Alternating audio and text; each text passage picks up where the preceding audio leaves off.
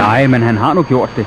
Her i et indslag fra DR's trafikmagasin Køreklar, hvor han med et kamera monteret på tanken på den tyske autobahn skulle tjekke, om en Honda Blackbird nu også kunne køre de 300 km i timen, som fabrikken havde påstået.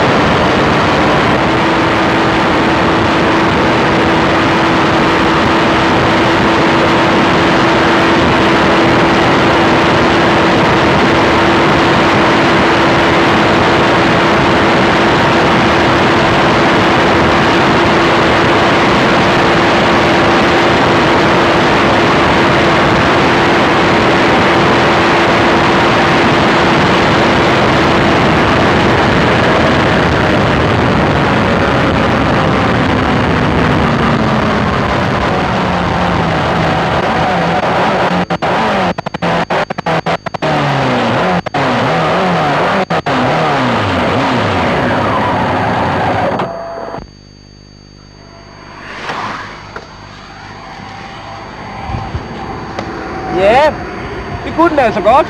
Er det en nydelse at køre så stærkt? Nej, det er det bestemt ikke.